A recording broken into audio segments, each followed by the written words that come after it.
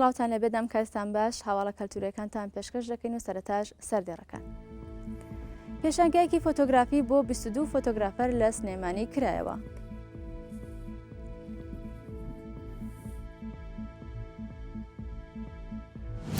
ئاهەنگی دابەشکردنی خەڵاتەکانی گلەیمەر بۆ ساڵی 2011 بەڕێوەچوو.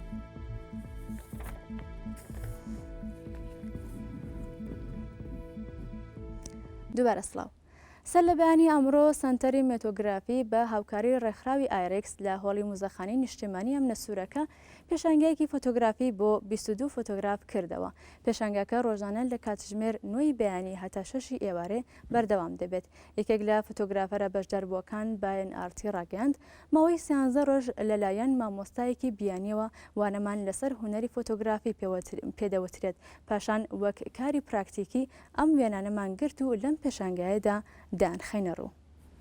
فۆتوانی کە ئێستا لێرە عرض کراوە ڕۆژانە لە 9 بۆ سەعات 3 دەرسمان ئەخۆن لە دوای سێوانێ ئەچوونە جەرەوە بۆ فۆتۆگرتن و بەیانیانیش ئاهاتین و ئیدیتی فۆتۆکانمانە کرد و دەرسمان ئەخێنەوە بە هەمان شێوە. ئەم فۆتوانە لەمایە و ڕۆژانەی وەرکشۆپەکەی ژیراوە هەوڵێکە بۆ بەرەپێدانی و حرەکە فۆتۆگرافی کە لە کوردستان و عێراقا هەیە هەوڵێکە بۆ پێشکەوتنی فۆتۆگرافەران. ئەم فۆتۆ زیاتر لەسەر فۆتۆستۆری جەختی کرد بۆ ئەوانەی ئەم وەرکشۆپە بۆ پەرەپێدانی فۆتۆستۆری و ئیشکردنی زیاتر لەسەر فۆتۆستۆری چونکە ئەسە میدیا زەبەلاحەکانی دنیا زیاتر لەسەر فۆتۆستۆری ئیشەکەن و فۆتۆی تا گرنگجێشی زۆری نەماوە ئەمە ناکاتە ئەوەی کە هیچ باخی نەمابێت بەڵام ئەوەیە میدیا زەبەلاحەکان زیاتر کە ئیش لەسەر فۆتۆستۆریەکەن. بە نمایشێکی سەربازی هێزەکانی بریتانیا یادی لەدایکبوونی ئەلیزابێسی دووهەم شاژنی بریتانی بەڕێوەچوو کە شازادە ویلیام و کەیت میدڵتنی هاوسەری تێدا ئامادە بوون. شازادە ویلیام بە سواری ئەسپەوە لە سەنتەری لەندەنەوە بەرەو کۆشکی بەکینگهام بەڕێکەوت و بەو شێوەیە بەشداری ئاهەنگەکەی کرد. میدڵتنیش لەسەر باڵکۆنی کۆشکەکەوە سەیری ئاهەنگەکەی دەکرد و 25 فڕۆکەش ڕەنگی ئاڵای بریتانیایان بە ئاسمانی بەکینگهامدا نەخشاند. هەرچەند لە مانگی نیساندا شاژن تەمەنی بووە 85 ساڵ بەڵام ساڵانە بەهۆی نالەباری کەشوهەوا ئاهەنگی یادی لەدایکبوونەکەی بۆ مانگی حوزەیراندا دوا دەخرێت و لە ڕۆژێکی شەمەی ئەو مانگەدا بەڕێو دەچێت.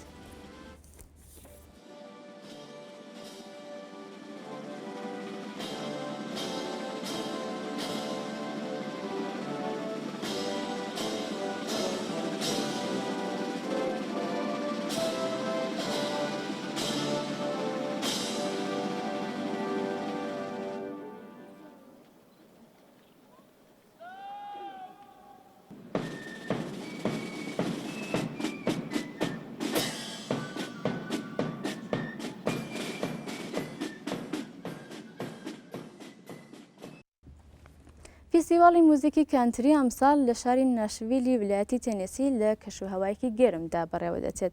گۆرانی بێژانی فیستیواڵەکەش هەوڵ دەدەن جەماوەرەکە لە گەرمی کەشوهەواکە بێزار نەبن و هەندێکان چەتر و ئاو بەسەرەندە دابەش دەکەن. هەندێک لە گۆرانی بێژەکان دەڵێن ئەگەر خۆشی و ئامادەبوونی جەماوەرەکە نەبووایە بەرگەی گەرمای ناشڤیلیان نەدەگرت. دێرێکس بێنتلی کە لە ویلایەتی ئاریزۆنا دەژی پێی وایە باشترین کاتە بۆ سازدانی فیستیواڵەکە بەڵام دەڵێت زۆر جار دەچێتە ناو جەماوەرەکە بۆ هاندانیان. جەنیفەر نیتلسیش دەڵێت باشتر وایە جەماوەرەکە ئاوی زیاتر بخۆنەوە و لە بیرە و خواردنەوەی کەهۆلەکانی تر دوور بکەونەوە. لە فیستیواڵەکەدا باشترین گۆرانی بێژەکانی موزیکی کەنتری کە یەکێکە لە پرجەماوەترین ستایلەکانی موزیک لە ئەمریکا ئامادە.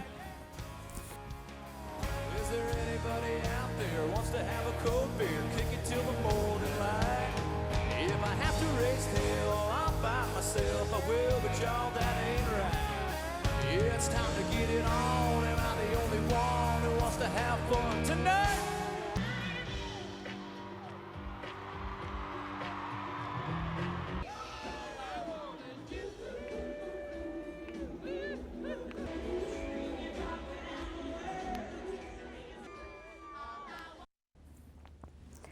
هەشتمین خولی خەڵاتەکانی گۆڤاری گلەیمەری بریتانی بۆ باشترین ژنی ساڵی 2011 بەڕێوەچوو.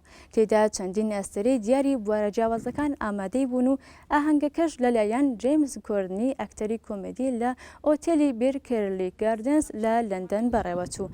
خەڵاتەکانی گلەیمەر ساڵانە بە چەند ژنێکی دەرکەوتی بوارەکانی تەلەڤیزیۆن، ڕادۆ، سینەما، شانۆ، موزیک و بازرگانی دەبەخشرێت و خوێنەرانی گۆڤارەکە براوەی خەڵاتەکان هەڵدەبژێرن. براوەکانی ئەمساڵی خەڵاتەکە بریتی بوون لە ستیڤی نیکس دەستپێشخەری گەورە، ئێڵی گۆڵدینگ کچی تازە دەرکەوتوو، کیم کارداشیان و بەرهێن، جێمە ئارتێرتۆن کسە ئەکتەر، جێسی جێی ژنی ئایندە، هاوکات ڕۆسی وایتلی خەڵەتی تایبەتی گۆڤارەکەی وەرگرت.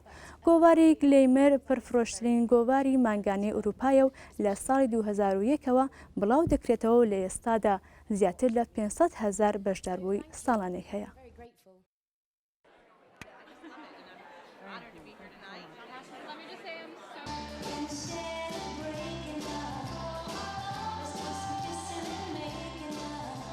I wanted to thank Glamour so much for this award. Just even this acknowledgement is truly such an honor. I mean, it's so much fun filming my reality show and with the family and everything, but it's really, I think the biggest reward it's given me is the platform to be able to be creative and come out with products like my fragrance and my clothing line, and it's more of a life than I ever dreamed of, and I'm just, to me, I feel like I'm living the best dream, and I love working really hard. هەواڵە کەلتوریەکانمان پێشکەشکردن، شاد و بەختەوەر بن.